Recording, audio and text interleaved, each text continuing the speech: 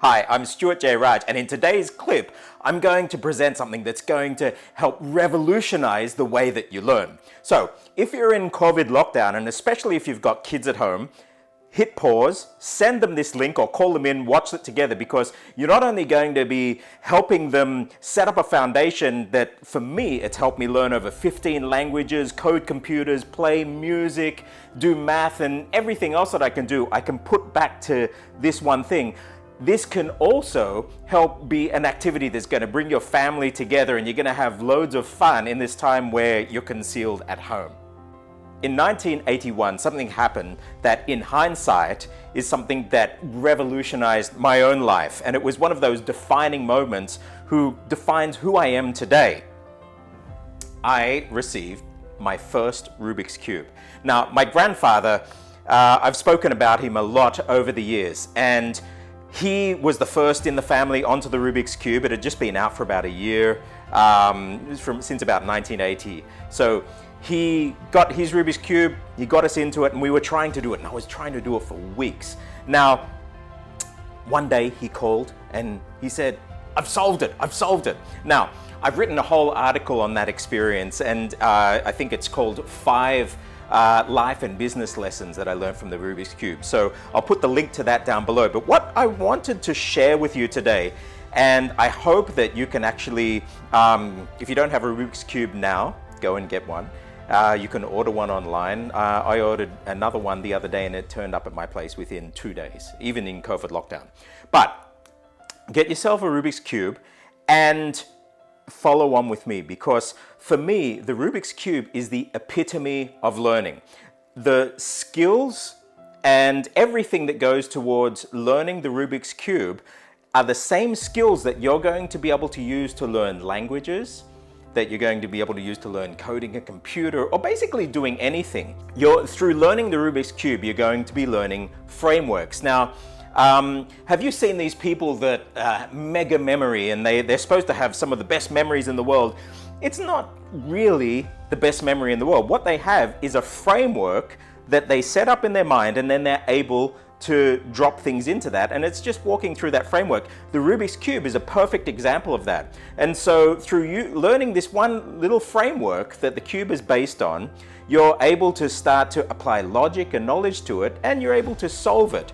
The other cool thing about the Rubik's Cube is that, like all things that I mentioned in my last video, so whether it's music, whether it's coding, whether it's doing basically anything, there's always this brain to muscle memory interface. And so in using the Rubik's Cube, you'll find not only that you're using logic with your mind, but then that's linked into these muscle memory things. And so once you learn how to do just a few moves, you're able to do a whole lot. And actually, you can just learn 1 or 2 basic moves and you can solve the entire Rubik's Cube. The other thing about the Rubik's Cube is that you learn to notice patterns. And so if you have a look even at this 2x2 cube and you compare it to a 3x3 cube, let me get the colors aligned for you. So we've got orange, yellow, blue. Okay, so you can see there that it's the same colors as I turn around. The only difference is that this 2x2 cube is the same as this without these center edge cubes. Okay, so I started learning how to use this cube, but then because I could do this, I can instantly do this without anybody even teaching me, because it's basically the same as this, just with the middle pieces taken out. And I would go a step further. The difference between, say, a 3x3 cube, let me get these, and a 4x4 or a 5x5. Once you learn to solve a 3x3 cube, you can do exactly the same with a 4x4 or a 5x5 or whatever the amount of cubes are, because all you have to do is apply the knowledge, make this thing look like what you know how to solve, and you can do it. So I highly recommend learning how to do the Rubik's Cube, because this is going to set you up with some skills that are going to help you over a lifetime of learning. But today, we're not going to learn how to do the Rubik's Cube normally. I was watching the Joe Rogan podcast the other day, and I heard Eric Weinstein, he's just got a brilliant mind, and he was talking about a controversial new philosophy, or his slant on theoretical physics. Now, not to go into it, but he brought up this Escher drawing of two hands drawing each other. And just have a look at it. And what he was saying is it possible to have something synthesized, or some building blocks create something that then develop to a point that they can actually be smart enough, or they can actually generate something that would recreate itself. And so I was thinking about that, yeah, that's actually how we learn. In learning how to do the Rubik's Cube, we're setting up some foundational skills that are going to help us learn things in the future. So while this is just a cube and things, these skills that we're putting on here actually will teach us to learn things that are way, way beyond the Rubik's Cube in the future. But it all starts with this. If you look through my article, one of the points that I make in there that's actually mind-blowing, it was mind-blowing to me at the time, was I've seen these people do the Rubik's Cube blindfolded, and I'm thinking, how the heck do they do that? That's superhuman powers. I've been doing the cube since 1981, and the way that I learned how to do the cube, I couldn't imagine how would you do that blindfolded, because I wait on every next move to work out what the next move is going to be. But actually, over the years, all these new methods have come up, and people have refined and refined the ways of doing the cube compared to when I first did it. So people are way more efficient at doing the cube now than what I was back in 1981, to the point that I've had to relearn. I've relearned several methods, but learning how to do it blindfolded, that method is actually easier. It's so simple when you compare it to other methods. Now, note that I said the method is easy, and the method is easy to comprehend and apply. You don't even have to do it blindfolded. It's just that it is so easy that you can do it blindfolded. So today, I'm going to challenge you. Learn the blindfolded method to solve the Rubik's Cube. In doing so, you're going to be learning skills that are going to set you up for learning anything for the rest of your life. So you might be thinking, how is that possible? How can you solve a Rubik's Cube blindfolded? Well, this is beautiful because it's this whole crossroads of muscle memory, logic, patterns, frameworks, everything that you need to know.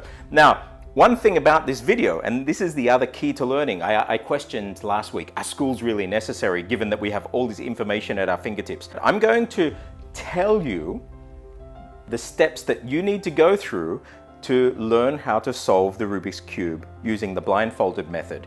Now, your job after you go through, so you can go through, pause and go step by step, is to actually go and hunt out the information on YouTube to be able to do it. Now, I can tell you, for Rubik's Cube tutorials, there are a whole bunch out there.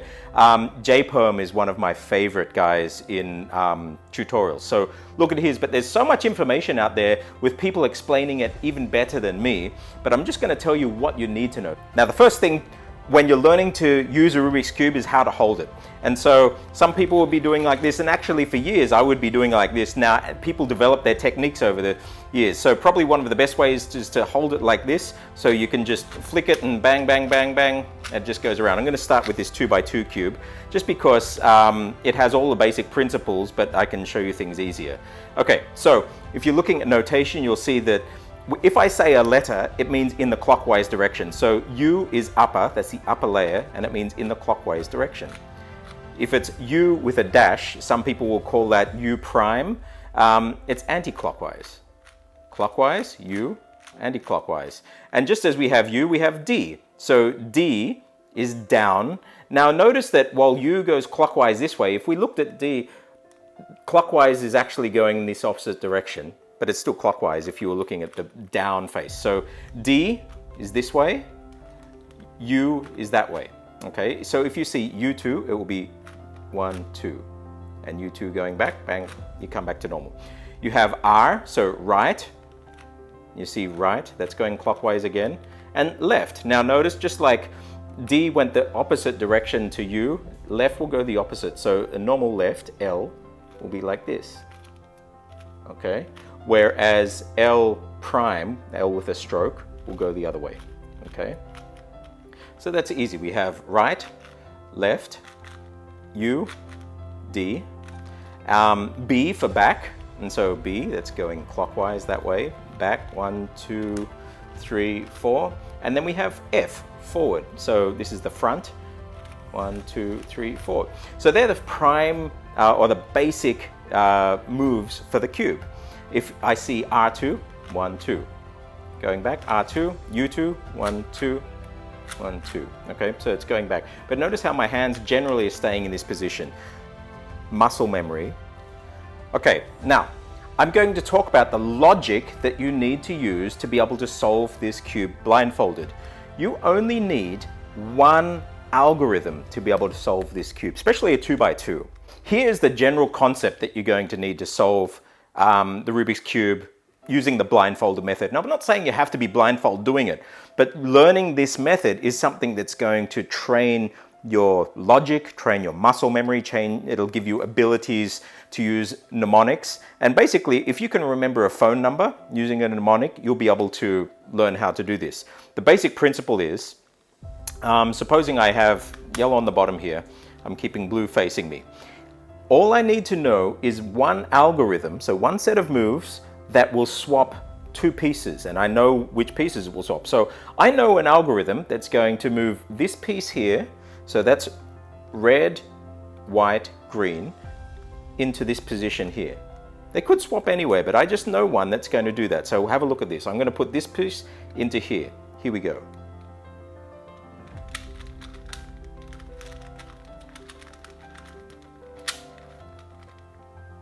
And we can see there that that piece has successfully moved. Red, white, green. If I put it back, I just do the same algorithm again.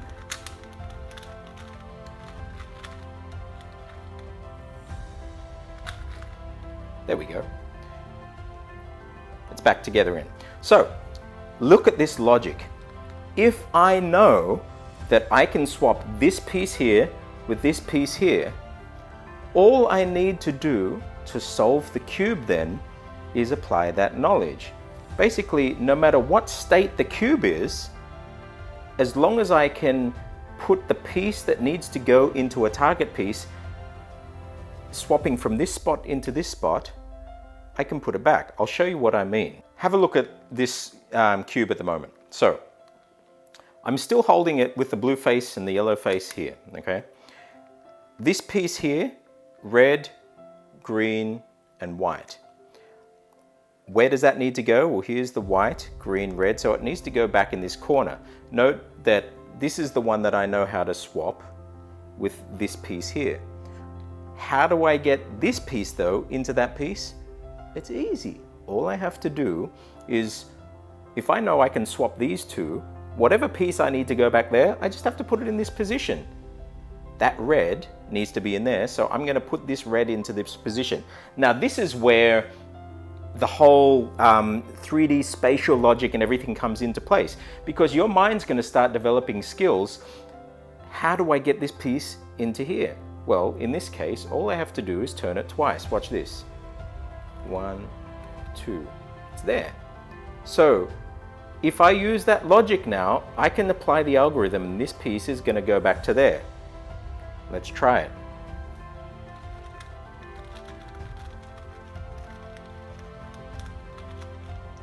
Bang! It's there.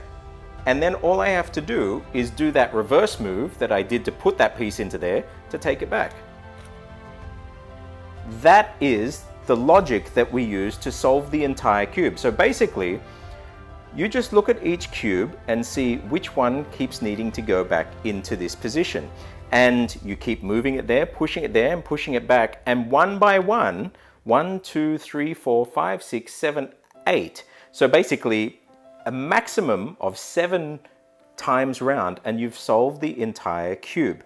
Now, there are some fantastic tutorials taking you through this step by step, but that's the basic logic. So if you can understand the concept that you just need to learn one algorithm where you swap two pieces, and basically you apply that one algorithm to whatever you can do. So you put a piece that needs to go into another piece into the position that you know how to swap back, put it there, apply it, and then put it back into place.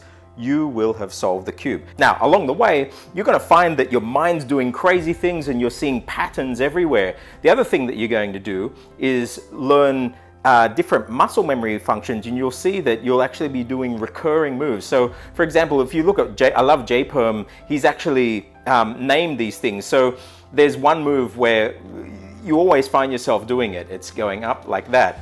And so he's called this the sexy move because it looks sexy when you do it fast. It's just going up, down, da, da, da, da. And if you do that, 4, 6 times, it'll come back into place. So you'll learn like some basic moves like the sexy move, the sledgehammer move. So if you're locked at home and you're trying to figure out what you're going to do, you need a break from the other things that you're doing, your other schoolwork, if you're still at school, get yourself a Rubik's Cube and start learning how to do this. Now, my grandfather, Rubik's Cube, the abacus you can see here. I'll do another clip another day on how to use the abacus, and you'll start to be able to actually do math and calculations without a calculator, without even the abacus in hand, because the muscle memory is so ingrained into you that you can just feel the calculations as physical things in your body rather than actually even having to hold the abacus. But you can even see that these techniques and the Rubik's Cube, here's my Indic consonant chart, and you can see even the colors there. When I look at it in hindsight, I can see that it's probably been inspired by the patterns and things that I've seen over the years or I've felt over the years through doing the Rubik's Cube. But seriously, do yourself a favor, get a Rubik's Cube, start to learn the method how to do it blindfolded. You don't have to do it blindfolded yourself, but start getting into this method and you'll find that you'll be able to do it. See who can do it fastest and who can actually successfully solve the cube in your family first. But in doing that then, learning frameworks, learning mnemonics, locking into your muscle memory, noticing patterns, 3D spatial recognition, and most importantly, you're going to be going and learning search terms to go through YouTube and find things and work out how to do it from experts who are out there. All these skills are the core skills you need to be able to learn anything in the future. I'm Stuart J. Raj. Go out, get yourself a cube, learn the blindfolded method, and let me know how you've gone in the comments below.